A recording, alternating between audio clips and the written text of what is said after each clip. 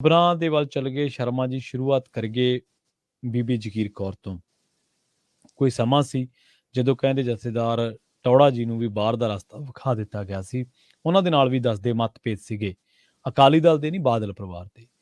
ਹੁਣ ਸਵਾਲ ਇਹ ਖੜਾ ਹੋਊਗਾ ਸ਼ਰਮਾ ਜੀ ਕਿ ਅਕਾਲੀਆਂ ਨੇ ਤਾਂ ਬੀਬੀ ਨੂੰ ਘਰੋਂ ਕੱਢ ਦਿੱਤਾ ਹੈ, ਹੁਣ ਬੀਬੀ ਕਿਹੜੇ ਘਰ ਜਾਊਗੀ? ਬਿਲਕੁਲ ਪ੍ਰਵੀਨ ਜੀ, ਇਹ ਵੱਡਾ ਸਵਾਲ ਹੈ ਜੀ। ਔਰ ਇਸ ਸਵਾਲ ਦਾ ਜਵਾਬ ਤੁਹਾਨੂੰ 9 ਤਰੀਕ ਦੇ ਆਮ ਇਜਲਾਸ ਤੋਂ ਬਾਅਦ ਮਿਲਣਾ ਹੈ ਜੀ। ਕਿਉਂਕਿ ਪਹਿਲਾਂ ਬੀਬੀ ਨੇ ਪ੍ਰਧਾਨਗੀ ਦੀ ਚੋਣ ਲੜਨੀ ਹੈ ਆਪਣੇ ਆਪ ਨੂੰ ਪੰਥਕ ਲੀਡਰ ਦੱਸ ਕੇ, ਬਾਅਦ ਚੋਂ ਤੈਅ ਕਰਨਾ ਬੀਬੀ ਨੇ ਕਿ ਪੂਰੀ ਤਰ੍ਹਾਂ ਭਗਵਾਕਰਨ ਕਰਨਾ ਆਪਣਾ ਜੀ, ਜਾਂ ਦਿਖਾਵੇ ਲਈ ਪੰਥਕ ਚੋਲਾ ਪਾਈ ਰੱਖਣਾ ਪਰ ਅੰਦਰੋਂ ਭਗਵਾਕਰਨ ਹੋ ਜਾਣਾ। ਕਿਉਂਕਿ ਇਸ ਮੌਕੇ ਢੀਂਡਸੇ ਹੋਰੀ, ਕਾਲਕਾ ਹੋਰੀ, ਦਿੱਲੀ ਦੀ ਗੁਰਦੁਆਰਾ ਪ੍ਰਬੰਧਕ ਕਮੇਟੀ, ਜੀ, ਹਰਿਆਣਾ ਦੀ ਗੁਰਦੁਆਰਾ ਪ੍ਰਬੰਧਕ ਕਮੇਟੀ, ਉਹ ਕਹਿਣ ਨੂੰ ਅਜੇ ਵੀ ਮਤਲਬ ਕਿ ਖੁਦ ਮੁਖਤਿਆਰੀ ਆ, ਤੇ ਪਰ ਉਹਨਾਂ ਦੀ ਮੁਖਤਿਆਰੀ ਕਿਹਨਾਂ ਦੇ ਹੱਥ ਆ ਸਾਰਿਆਂ ਨੂੰ ਪਤਾ। ਢੀਂਡਸਾ ਧੜਾ ਇਹਦੀ ਵੱਡੀ ਉਦਾਹਰਨ ਆ। ਸੋ ਇਸ ਲਈ ਇਹ ਸਾਰੇ ਪਹਿਲੂ ਸਾਡੇ ਸਾਹਮਣੇ ਨੇ। ਹੁਣ ਇਸ ਲਈ ਬੀਬੀ ਜਗੀਰ ਕੌਰ 9 ਤਰੀਕ ਤੋਂ ਬਾਅਦ ਤੈਅ ਕਰੇਗੀ ਕਿਹੜੇ ਘਰ ਜਾਣਾ।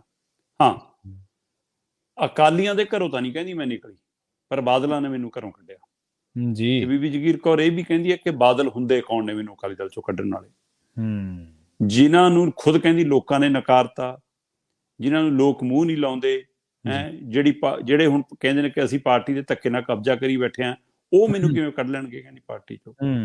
ਪਰ ਇੱਕ ਗੱਲ ਹੈ ਪ੍ਰਵੀਨ ਜੀ, ਸ਼੍ਰੋਮਣੀ ਕਮੇਟੀ ਦੇ ਮੈਂਬਰ ਮੁੜ ਕੇ ਬਾਲਾਸਰ ਨੂੰ ਯਾਦ ਕਰਨ ਲੱਗੇ ਨੇ। ਸਹੀ ਹੈ, ਬਿਲਕੁਲ ਸਹੀ ਹੈ ਜੀ। 2002 ਦੇ ਵਿੱਚ ਮਤਲਬ ਕਿ 1998 ਦੇ ਵਿੱਚ ਹੀ ਥੋੜਾ ਜਿਹਾ ਮਨਮੁਟਾਵ ਸ਼ੁਰੂ ਹੋ ਗਿਆ ਸੀ, ਤੇ 1999 ਚੜ੍ਹਦਿਆਂ ਹੀ 300 ਸਾਲਾ ਸੀ ਜਦੋਂ ਜਥਾ ਗੁਰਚਰਨ ਸਿੰਘ ਟੌੜਾ ਹੋਰਾਂ ਨੂੰ ਵੱਖ ਕੀਤਾ ਗਿਆ। ਉਹਨਾਂ ਨੇ ਵੱਖਰੀ ਸਟੇਜ ਲਾਈ ਉੱਥੇ 300 ਸਾਲਾਂ ਦੇ ਉੱਤੇ ਅਨੰਦਪੁਰ ਸਾਹਿਬ ਤੇ ਉਹ ਤੋਂ ਬਾਅਦ ਫਿਰ ਮਤਲਬ ਕਿ ਇਸ ਹੱਦ ਤੱਕ ਆ ਗਈ ਸਥਿਤੀ ਕਿ ਹੁਣ ਭਾਈ ਇਹਨਾਂ ਤੋਂ ਪ੍ਰਧਾਨਗੀ ਵਾਪਸ ਲੈ ਲਓ।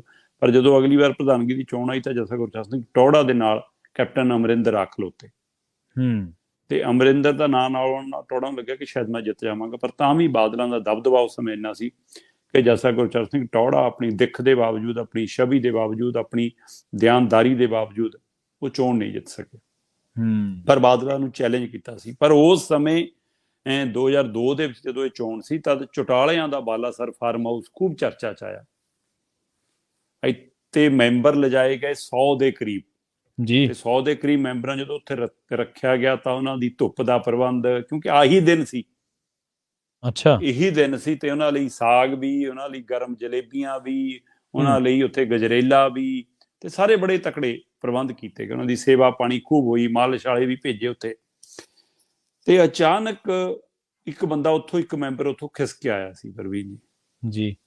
ਤੇ ਉਹ ਮੈਂਬਰ ਜਦੋਂ ਖਿਸਕ ਆਇਆ ਤਾਂ ਉਹਦੀ ਘਰ ਵਾਲੀ ਨੂੰ ਵੀ ਬਾਦਲ ਸਾਹਿਬ ਫੋਨ ਕਰਦੇ ਰਹੇ, ਬੀਬਾ ਜੀ ਗੱਲ ਕਰਾ ਦਿਓ, ਤੇ ਉਹ ਕਹਿੰਦੇ ਜੀ ਹੈ ਨਹੀਂ ਜੀ, ਉਹ ਤਾਂ ਸਾਨੂੰ ਪਤਾ ਨਹੀਂ ਜੀ। ਪਰ ਇਸ ਤਰ੍ਹਾਂ ਉੱਥੇ ਜਦੋਂ ਸੇਵਾ ਹੁੰਦੀ ਸੀ ਤਦ ਉਹ ਸੇਵਾ ਮੁੜ ਕੇ ਨਹੀਂ ਕਦੇ ਹੋਈ, ਕਿਉਂਕਿ ਮੁੜ ਕੇ ਬਾਦਲ ਇੰਨੇ ਹਾਵੀ ਹੋ ਗਏ ਕਿ ਮੈਂਬਰਾਂ ਨੂੰ ਪੁੱਛਿਆ ਹੀ ਨਹੀਂ ਜਾਂਦਾ ਸੀ। ਲਿਫਾਫਾ ਜਾਂਦਾ ਸੀ, ਲਿਫਾਫੇ 'ਚੋਂ ਐਲਾਨ ਹੁੰਦਾ ਸੀ, ਤੇ ਉਹ ਤੋਂ ਬਾਅਦ ਚੋਣ ਹੋ ਜਾਂਦੀ ਸੀ ਤੇ ਮੈਂਬਰ ਆਪਣੇ ਘਰੋਂ ਘਰੀ। ਬਾਦਲਾਂ ਤੋਂ ਬਾਹਰ ਜਾਣ ਦੀ ਕਿਸੇ ਦੀ ਹਿੰਮਤ ਹੀ ਨਹੀਂ ਪੈਂਦੀ ਸੀ। ਹੁਣ ਬੀਬੀ ਜਗੀਰ ਕੌਰ ਨੂੰ ਬਾਗੀ ਕਹੋ, ਬੀਬੀ ਜਗੀਰ ਕੌਰ ਨੂੰ ਮਤਲਬੀ ਕਹੋ, ਬੀਬੀ ਜਗੀਰ ਕੌਰ ਨੂੰ ਲਾਲਸਾਈ ਕਹੋ, ਬੀਬੀ ਜਗੀਰ ਕੌਰ ਨੂੰ ਭਾਜਪਾ ਦੇ ਆਸ਼ੀਰਵਾਦ ਨਾਲ ਚੋਣ ਲੜਨ ਦੀ ਕੋਸ਼ਿਸ਼ ਕਹੋ, ਪਰ ਬੀਬੀ ਨੇ ਬਾਦਲਾਂ ਦਾ ਲਿਫਾਫਾ ਫੜਵਾਤਾ। ਬਾਦਲਾਂ ਨੂੰ ਲਿਫਾਫਾ ਤਾਂ ਫਾੜਨਾ ਪਿਆ, ਉਮੀਦਵਾਰ ਐਲਾਨਣਾ ਪਿਆ। ਇਹ ਇੱਕ ਤਾਂ ਹੈ। ਦੂਸਰਾ, ਪਹਿਲੀ ਵਾਰ ਆ ਸ਼ਾਇਦ ਕਿ ਕਿਸੇ ਉਮੀਦਵਾਰ ਨੇ ਜਾਂ ਪ੍ਰਧਾਨਗੀ ਦੇ ਇੱਛਕ ਬੰਦੇ ਨੇ ਏਜੰਡਾ ਐਲਾਨਿਆ ਹੋਵੇ। ਸੋ ਬੀਬੀ ਜਗੀਰ ਕੌਰ ਏਜੰਡਾ ਲੈ ਕੇ ਆਈ। ਏਜੰਡਾ ਵੀ ਉਹ ਜਿਹਨੂੰ ਕਦੇ ਆਪ ਵੀ ਕਦੇ ਕੋਸ਼ਿਸ਼ ਨਹੀਂ ਕੀਤੀ। 4 ਵਾਰ ਪ੍ਰਧਾਨ ਰਹੀ ਬੀਬੀ ਜਗੀਰ ਕੌਰ।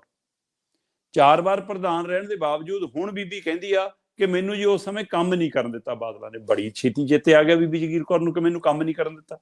ਮਤਲਬ ਉਸ ਸਮੇਂ ਪ੍ਰਧਾਨਗੀ ਦਾ ਨਸ਼ਾ ਹੀ ਇੰਨਾ ਸੀ ਕਿ ਤੁਸੀਂ ਭੁੱਲੇ ਗਏ ਕਿ ਮੈਂ ਕੁਛ ਕੰਮ ਵੀ ਕਰਨਾ। ਹੁਣ ਤੁਹਾਨੂੰ ਗੁਰਮਤ ਮਰਿਆਦਾ ਵੀ ਯਾਦ ਆ ਗਈ, ਹੁਣ ਅਕਾਲ ਤਖਤ ਸਾਹਿਬ ਦਾ ਰੁਤਬਾ ਬਹਾਲ ਕਰਨਾ ਵੀ ਯਾਦ ਆ ਗਿਆ। ਹੁਣ ਪੰਥਕ ਧਿਰਾਂ, ਪੰਥਕ ਨੁਮਾਇੰਦੇ ਨਿਰਾਸ਼ ਨੇ, ਦੂਰ ਨੇ ਸ਼੍ਰੋਮਣੀ ਕਮੇਟੀ ਤੋਂ, ਉਹਨਾਂ ਨੂੰ ਨੇੜੇ ਲਾਉਣਾ ਵੀ ਯਾਦ ਆ ਗਿਆ। ਹੁਣ ਤੁਹਾਨੂੰ ਵਿਰਾਸਤੀ ਥਾਵਾਂ, ਸਾਡੀਆਂ ਇਤਿਹਾਸਕ ਥਾਵਾਂ ਨੂੰ ਸੰਭਾਲਣਾ ਵੀ, ਉਹਨਾਂ ਨੂੰ ਉਸੇ ਰੂਪ 'ਚ ਰੱਖਣਾ ਵੀ ਯਾਦ ਆ ਗਿਆ। ਸੋ ਬੀਬੀ ਜਗੀਰ ਕੌਰ ਦੇ ਏਜੰਡੇ 'ਚ ਇਹ ਸਾਰਾ ਕੁਛ ਹੈਗਾ ਜੀ। ਪਰ ਦੂਸਰੇ ਪਾਸੇ ਜਿਹੜੇ ਆਪਾਂ ਫਾਰਮ ਹਾਊਸ ਦੀ ਗੱਲ ਕਰਦੇ ਹਾਂ, ਬਾਲਾਸਰ ਵਾਲੀ, ਉਸ ਹਵਾਲੇ ਨਾਲ ਹੁਣ ਵਾਲੇ ਮੈਂਬਰ ਇਸ ਲਈ ਖੁਸ਼ ਨੇ ਪ੍ਰਵੀਨ ਜੀ ਕਿ ਦੁਬਾਰਾ ਸੁਖਬੀਰ ਬਾਦਲ ਨੇ ਘਰੇ ਬੁਲਾਇਆ ਸੀ। 30 ਦੇ ਕਰੀਬ ਮੈਂਬਰ ਮਾਲਵਾ ਖੇਤਰ ਨਾਲ ਸੰਬੰਧਿਤ ਜੀ, ਉਹ ਕਹਿੰਦੇ ਭਾਈ ਇੰਨੇ ਸਾਲ ਹੋ ਗਏ, ਬਾਦਲਾਂ ਦਾ ਰਾਜ ਵੀ ਰਿਹਾ, ਬਾਲਾਸਰ ਤੋਂ ਬਾਅਦ ਅਸੀਂ ਮੁੱਢਲੇ ਡਰਾਇੰਗ ਰੂਮ ਤੋਂ ਬਾਅਦ ਅੰਦਰਲੀ ਕੋਈ ਹਵੇਲੀ ਨਹੀਂ ਦੇਖੀ ਸੀ ਮੁੜ ਕੇ ਵੜ ਕੇ, ਜਦ ਤੋਂ ਨਵੀਂ ਉਹਦੀ ਨਵੀਨੀਕਰਨ ਹੋਇਆ ਲੰਬੀ ਚ ਬਾਦਲਾਂ ਦੀ ਕੋਠੀ ਦਾ, ਕਹਿੰਦੇ ਮੁੱਢਲੀ ਬੈਠਕ ਚੋਂ ਹੀ ਮੋੜ ਦਿੰਦੇ ਸੀ। ਤੇ ਕਹਿੰਦੇ ਐਕਤੀ ਪਹਿਲੀ ਵਾਰ ਹੋਇਆ ਕਿ ਸੁਖਬੀਰ ਬਾਦਲ ਗੇਟ ਤੋਂ ਲੈ ਕੇ ਗਿਆ ਅੰਦਰ, ਪਹਿਲਾਂ ਕਾਜੂਆਂ ਬਦਾਮਾਂ ਵਾਲੇ ਡੱਬੇ ਖੋਲੇ ਉਹਨਾਂ ਮੂਹਰੇ ਜੀ, ਤੇ ਫਿਰ ਕਹਿੰਦੇ ਉਹ ਕਾਜੂ ਕਤਲੀ ਵਾਲੀ ਬਰਫੀ ਵੀ ਚਾਹ ਨਾਲ ਰੱਖੀ, ਪਿੰਨੀਆਂ ਵੀ ਰੱਖੀਆਂ, ਹਾਂ, ਫਿਰ ਕਹਿੰਦੇ ਪਨੀਰ ਦੀ ਸਬਜ਼ੀ ਵੀ ਬਣਾ ਕੇ, ਕਹਿੰਦੇ ਅਸੀਂ ਕਿਹੜਾ ਆਪਣੇ ਘਰੇ ਖਾਂਦੇ ਨਹੀਂ ਇਹ ਸਾਰਾ ਕੁਝ ਖਾਂਦੇ ਆ ਹੁਣ, ਪਰ ਕਹਿੰਦੇ ਬਾਦਲਾਂ ਦੇ ਘਰੋਂ ਮਿਲਣਾ ਇਹ ਬੜੀ ਗੱਲ ਸੀ। ਹਾਂਜੀ, ਇਹ ਤਾਂ ਹੈ। ਸੋ ਇਸ ਲਈ ਸਾਗ ਮੱਕੀ ਦੀ ਰੋਟੀ ਤੇ ਨਾਲ ਕਹਿੰਦੇ ਨਾਨ ਤੇ ਨਾਲ ਕਹਿੰਦੇ ਕਿ ਪਨੀਰ ਦੀ ਸਬਜ਼ੀ, ਸਾਗ, ਸਾਰਾ ਕੁਝ, ਚੰਗੀ ਸੇਵਾ ਹੋਈ ਉਹਨਾਂ 30 ਮੈਂਬਰਾਂ ਦੀ। ਸੋ ਕਹਿੰਦੇ ਕਿ ਲੱਤਾਂ ਘੁੱਟਣਾ ਹੀ ਬਾਕੀ ਰਹਿ ਗਿਆ ਸੀ, ਬਾਕੀ ਸਾਰਾ ਕੁਝ ਬਾਲਾਸਰ ਫਾਰਮ ਵਾਲਾ ਹੀ ਸੀ। ਠੀਕ ਹੈ। ਤੇ ਉਸੇ ਤਰ੍ਹਾਂ ਦੀ ਸੇਵਾ ਹੋਈ। ਇਹਦਾ ਮਤਲਬ ਅਕਾਲੀ ਦਲ ਹਿੱਲਤਾ ਗਿਆ ਨਾ। ਜੀ। ਬੀਬੀ ਜਗੀਰ ਕੌਰ ਇਹਨਾਂ ਦੇ ਸਾਰੇ ਨੁਕਤੇ ਜਾਣਦੀ ਆ, ਸਾਰੇ ਫਾਰਮੂਲੇ ਜਾਣਦੀ ਆ।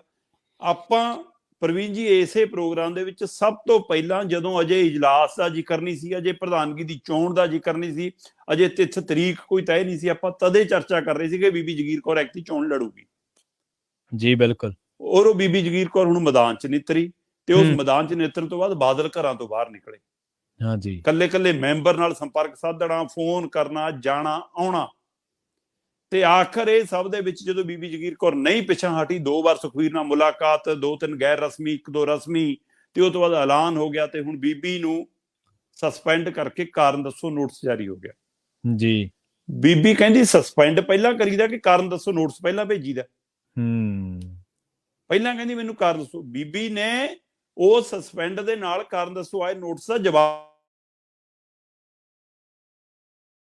ਨਹੀਂ ਲਿਖਿਆ, ਸਵਾਲ ਹੀ ਸਵਾਲ ਲਿਖੇ। ਉਸ ਦੇ ਵਿੱਚ ਕੋਈ ਵੀ ਜਵਾਬ ਨਹੀਂ ਸੀ, ਸਾਰੇ ਸਵਾਲ ਹੀ ਸਵਾਲ ਸੀ। ਪ੍ਰਵੀਨ ਜੀ ਆਵਾਜ਼ ਆ ਰਹੀ ਹੈ? ਹੈਲੋ, ਹਾਂਜੀ ਸ਼ਰਮਾ ਜੀ, ਤੁਹਾਡੀ ਆਵਾਜ਼ ਆ ਰਹੀ ਹੈ। ਹਾਂਜੀ। ਤੇ ਪ੍ਰਵੀਨ ਜੀ ਉਹਦੇ ਵਿੱਚ ਕੋਈ ਵੀ ਜਵਾਬ ਨਹੀਂ ਲਿਖਿਆ, ਬੀਬੀ ਨੇ ਸਵਾਲ ਹੀ ਸਵਾਲ ਲਿਖੇ। ਪਹਿਲਾ ਸਵਾਲ ਤਾਂ ਇਹ ਲਿਖਿਆ, ਕਹਿੰਦੀ ਕਿ ਜੀ ਸਸਪੈਂਡ ਪਹਿਲਾਂ ਕਰਨਾ ਸੀ ਕਿ ਪਹਿਲਾਂ ਕਾਰਨ ਦੱਸੋ ਨੋਟਿਸ ਭੇਜਣਾ ਸੀ। ਠੀਕ ਹੈ। ਤੇ ਦੂਜਾ ਉਹ ਕਹਿੰਦੀ ਮੈਨੂੰ ਐਂ ਦੱਸ ਦਿਓ ਕਿ ਜਦੋਂ ਆਪਾਂ ਜਥੇਬੰਦਕ ਢਾਂਚਾ ਹੀ ਭੰਗ ਕਰ ਲਿਆ, ਫਿਰ ਆ ਅਨੁਸ਼ਾਸਨੀ ਕਮੇਟੀ ਕਿੱਥੋਂ ਬਣ ਗਈ?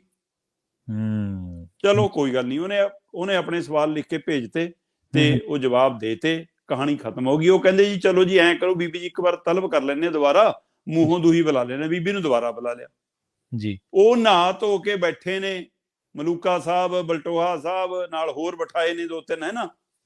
ਤੇ ਜੀ ਉਹ ਉਡੀਕੀ ਜਾਂਦੇ ਨੇ ਤੇ ਬੀਬੀ ਆਉਂਦੀ ਹੋਣੀ। ਤੇ ਇਹਨਾਂ ਅਨੁਸ਼ਾਸਨੀ ਕਮੇਟੀ ਨੇ ਪ੍ਰਵੀਨ ਜੀ ਫੋਨ ਮਿਲਾ ਲਿਆ ਬੀਬੀ ਜਗੀਰ ਕੌਰ ਨੂੰ, ਤੇ ਫੋਨ ਬੀਬੀ ਜਗੀਰ ਕੌਰ ਦੇ ਜਵਾਈ ਨੇ ਚੱਕਿਆ। ਠੀਕ ਹੈ। ਤੇ ਉਹ ਕਹਿੰਦਾ ਮੈਂ ਗੱਲ ਕਰਾਉਣਾ ਜੀ ਬੀਬੀ ਜੀ ਨਾਲ। ਬੀਬੀ ਜੀ ਨੇ ਗੱਲੇ ਨਹੀਂ ਕੀਤੀ।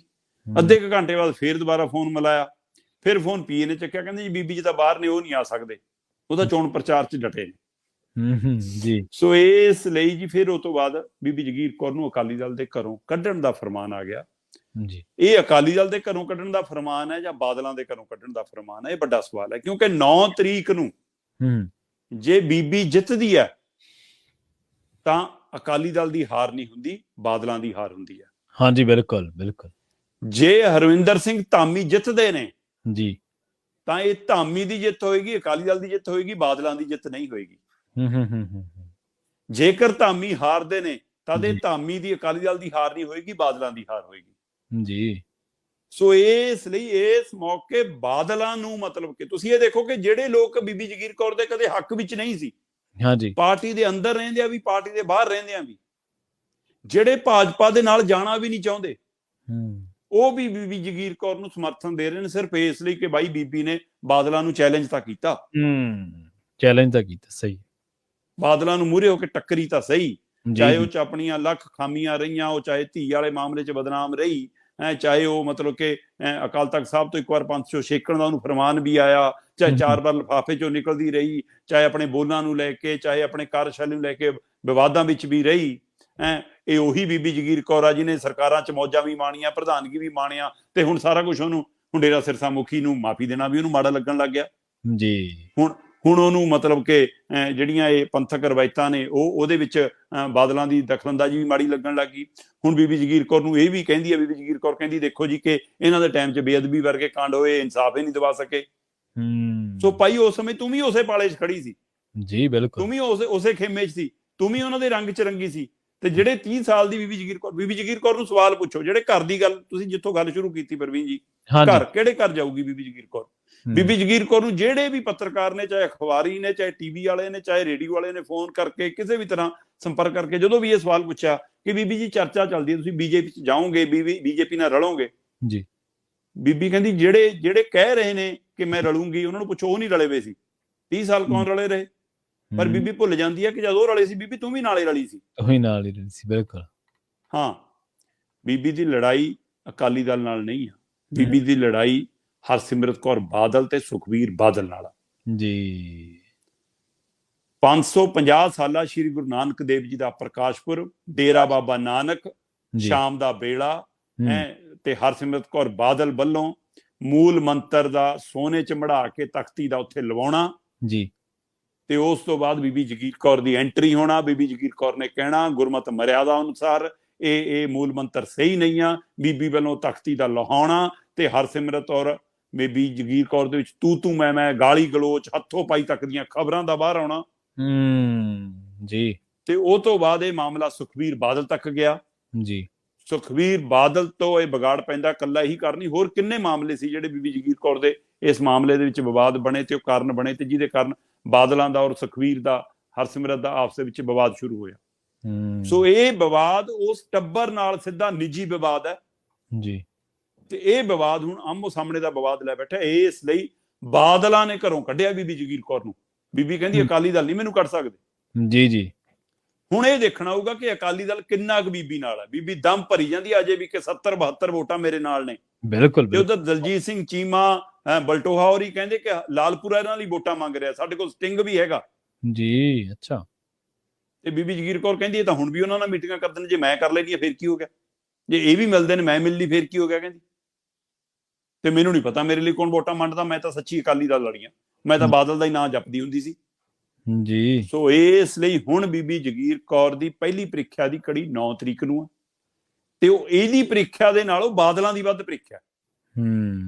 ਹਾਂ, ਇਹਨਾਂ ਦੀ ਲੜਾਈ ਦੇ ਵਿੱਚ ਪੰਥ ਦਾ, ਸ਼੍ਰੋਮਣੀ ਕਮੇਟੀ ਦਾ ਕੁਝ ਸਬਰ ਜੇਗਾ, ਉਹਦੀ ਆਸ ਪੰਥਕ ਧਿਰਾਂ ਛੱਡ ਦੇਣ ਜੀ।